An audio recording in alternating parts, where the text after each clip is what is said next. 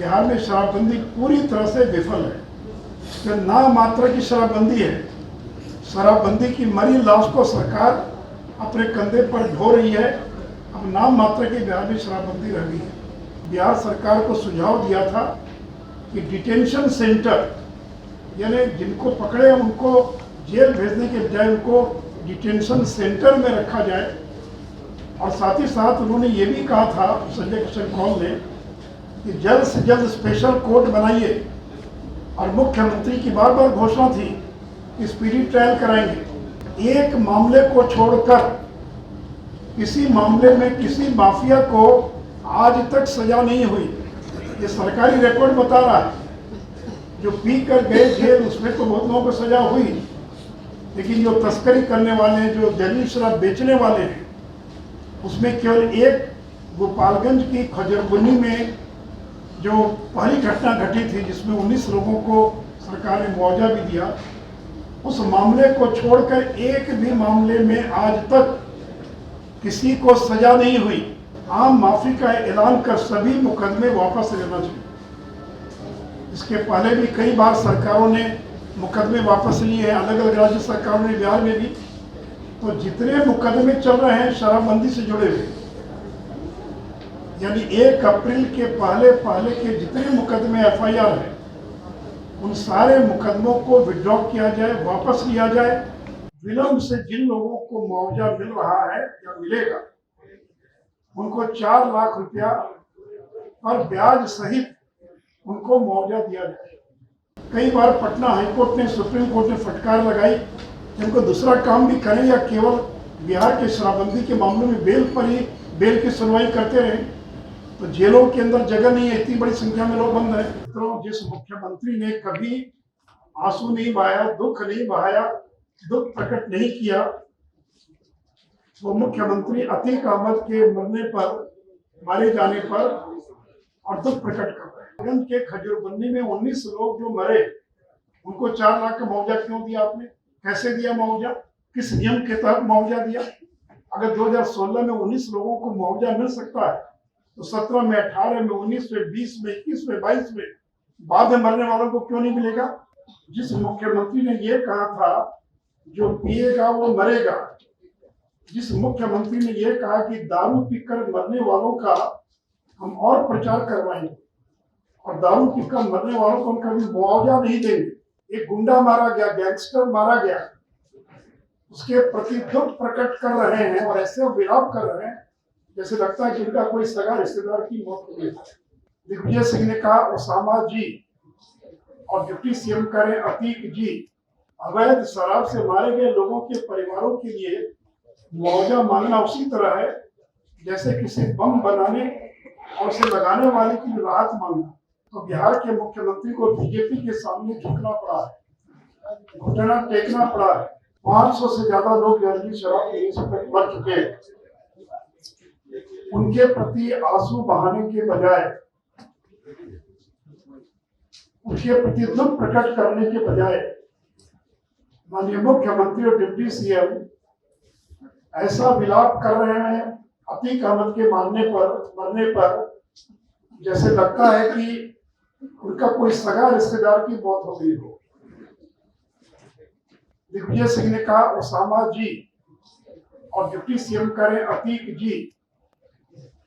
एक गुंडा, माफिया, आतंक, अत्याचार, अधर्म का प्रतीक गैंगस्टर का अंत होने पर लोग बहुत दुखी। कैसे मारा गया ये महत्वपूर्ण नहीं है। एक आतंक का पर्याय मारा गया, एक गुंडा मारा गया, गैंगस्टर मारा गया, उसके प्रति दुख प्रकट कर रहे हैं और ऐसे विलाप कर रहे हैं जैसे लगता है कि उनका कोई सगा रिश्तेदार की मौत हो गई।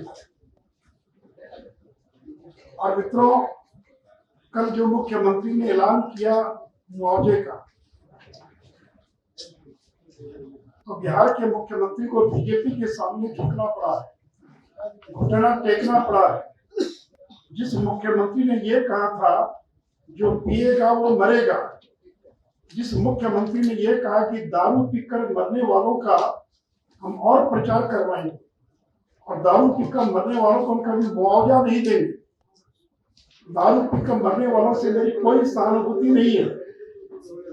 और एक बार उन्होंने 19 दिसंबर 2022 को कहा, अवैध शराब से मारे गए लोगों के परिवारों के लिए मुआवजा मांगना उसी तरह है जैसे किसी बम बनाने और उसे लगाने वाले की राहत मांगना।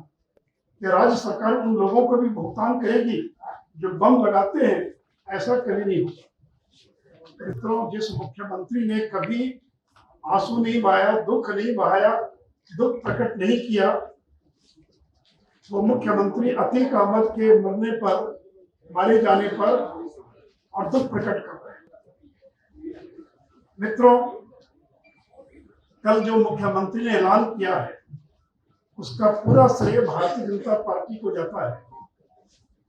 सरकार ने कल ये स्वीकार किया कि अभी तक 199 लोगों की मौत हो चुकी है, जबकि भारतीय जनता पार्टी के अनुसार 500 से ज्यादा लोगों की मौत जहरीली शराब पीने से हो चुकी है।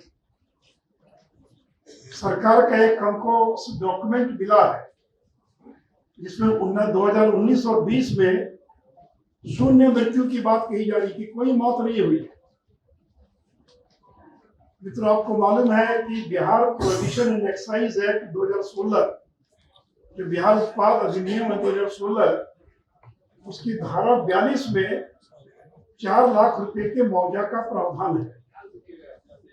उस धारा 42 में यह भी प्रावधान है कि अगर जहरीली शराब पीने से कोई अगर गंभीर रूप से घायल हो जाता है या बीमार पड़ जाता है तो उसको 2 लाख रुपए तक की मदद की जाए, और सामान्य रूप से जो पीड़ित है उसको 20,000 रुपया का प्रावधान है। तो मरने पर 4 लाख, आंखों की रोशनी चली गई, गंभीर रूप से घायल हो गए, दिव्यांग हो गए, विकलांग हो गए तो 2 लाख, और सामान्य स्थिति में 20,000 रुपये का प्रावधान है। लेकिन बिहार सरकार ने अभी तक जिनकी आंखों की रोशनी चली गई, जो गंभीर रूप से बीमार हो गए, जिंदगी भर उनको इलाज कराना पड़ेगा, उनके लिए किसी प्रकार की घोषणा नहीं की गई है। और जो मुआवजे की प्रक्रिया है उसको इतना पेचीदा बना दिया गया है कि अगर पोस्टमार्टम रिपोर्ट नहीं है, अस्पताल में भर्ती कराए इसका प्रमाण नहीं है, शराब विक्रेता का नाम बताना पड़ेगा, तो ऐसी ऐसी शर्तें लगा दी गई है कि इसमें पोस्टमार्टम के अलावा अधिकांश लोगों को कोई सहायता नहीं मिल पाएगी। साथ ही साथ 2016 से जब से ये कानून बना तब से उसी साल मुआवजा मिलना चाहिए था 2016 से, जो 17 में मरे, 20 में मरे, लेकिन सरकार 3 साल, 4 साल, 5 साल विलंब से मुआवजा दे रही है। तो परिवार तो उजड़ गया, बर्बाद हो गया। तो सरकार को जिन लोगों को विलंब से मुआवजा दिया जा रहा है उनको ब्याज सहित मुआवजा मिलना चाहिए। 2017 में जिसकी मौत हो गई उसको आज आप 5 साल के बाद 4 लाख दे रहे हैं। अगर तत्काल पैसा दे दिया होता तो उसका परिवार जो बच जाता, उसका परिवार बच्चों की पढ़ाई करा पाता।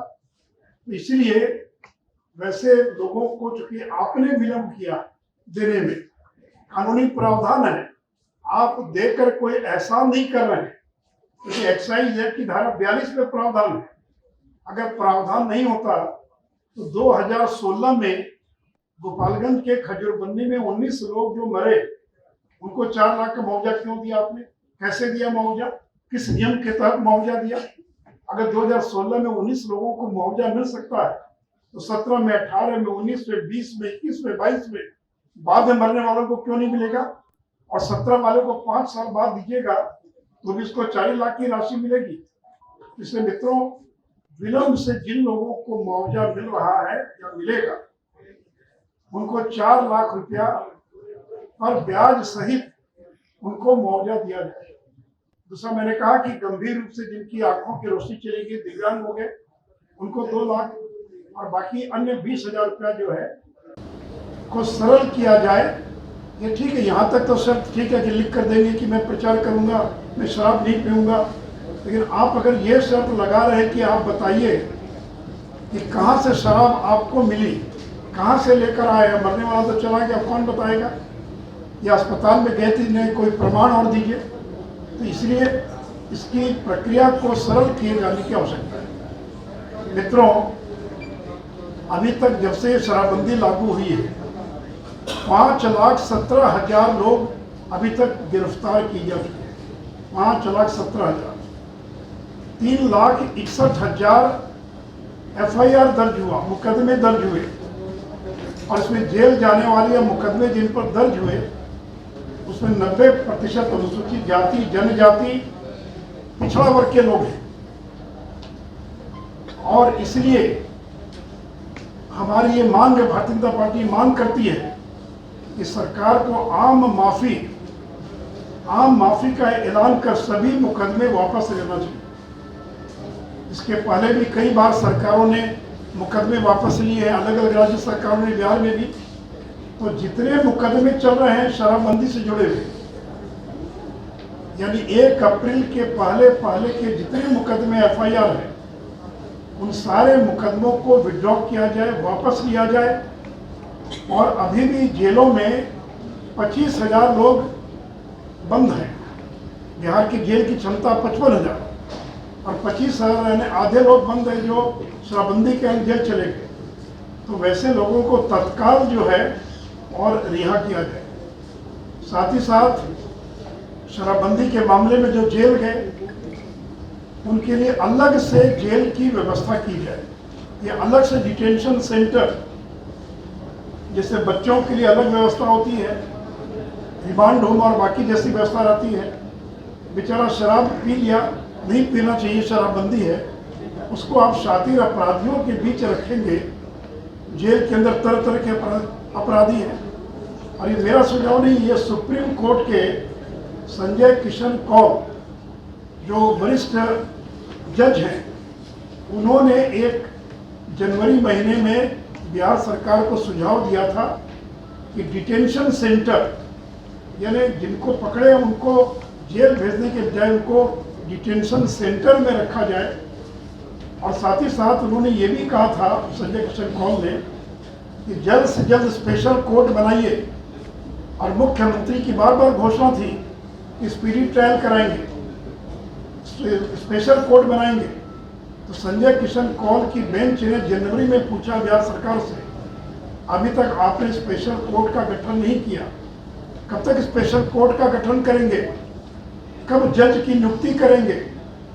और अगर आप नहीं कर सकते हैं तो हमको मजबूरन जेल में बंद सभी लोगों को रिहा करने का आदेश देना पड़ सकता है। यह मेरा वक्तव्य नहीं, ये सुप्रीम कोर्ट के वरिष्ठ जो जज हैं संजय किशन कौल, ये उनका वक्तव्य है। इसलिए मित्रों, आपने मुआवजे की तो घोषणा कर दी, लेकिन जो मुकदमे हैं, अब इतनी बड़ी संख्या में मुकदमे हैं कि कोर्ट कोई दूसरा काम नहीं कर रहा। कोर्ट के पास एक ही काम है। कई बार पटना हाईकोर्ट ने, सुप्रीम कोर्ट ने फटकार लगाई, इनको दूसरा काम भी करें या केवल बिहार के शराबबंदी के मामलों में बेल पर ही बेल की सुनवाई करते रहें। तो जेलों के अंदर जगह नहीं है, इतनी बड़ी संख्या में लोग बंद हैं, कोर्ट के अंदर दूसरा कोई काम नहीं हो रहा, केवल शराबबंदी से जुड़े मामले हैं। तो अगर आप आम माफी का ऐलान कर देते हैं, मुकदमे वापस ले लेते हैं, तो वैसी स्थिति में जेल में भी जगह हो जाएगी, कोर्ट के ऊपर जो बोझ बना हुआ है वो बोझ भी और कम हो जाएगा। साथ ही साथ सबसे आश्चर्य की बात है कि 6 साल में सरकार के अनुसार 30 घटनाएं घटी जहरीली शराब से। हमारे अनुसार ये संख्या कम से कम भी नहीं तो 60-65 से कम नहीं होगी। लेकिन एक मामले को छोड़कर किसी मामले में किसी माफिया को आज तक सजा नहीं हुई। ये सरकारी रिकॉर्ड बता रहा है। जो पी कर गए जेल उसमें तो बहुत लोगों को सजा हुई, लेकिन जो तस्करी करने वाले हैं, जो जहरीली शराब बेचने वाले हैं, उसमें केवल एक गोपालगंज की खजरबुन्नी में जो पहली घटना घटी थी जिसमें 19 लोगों को सरकार ने मुआवजा भी दिया, उस मामले को छोड़कर एक भी मामले में आज तक किसी को सजा नहीं हुई। आधे से ज़्यादा मामले में चार्जशीट फाइल नहीं हुआ। आधे से ज़्यादा मामले में ट्रायल शुरू नहीं हुआ, सजा तो मिलना दूर की बात है। और खजूरबंदी के जिस मामले में फांसी की सजा और आजीवन कारावास की सजा मिली थी, उसको भी कोर्ट ने स्टे कर दिया।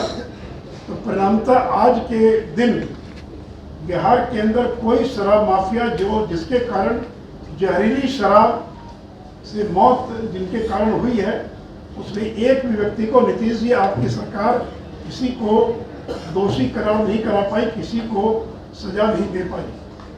आपसे सवाल है कि आप स्पेशल कोर्ट का गठन क्यों नहीं करा पाए, स्पीडी ट्रायल आप क्यों नहीं करा पाए। उसे मित्रों, कुल मिलाकर बिहार में शराबबंदी पूरी तरह से विफल है। जो नाम मात्र की शराबबंदी है, शराबबंदी की मरी लाश को सरकार अपने कंधे पर ढो रही है। अब नाम मात्र के बिहार में शराबबंदी रह गई है। तो इसलिए मित्रों,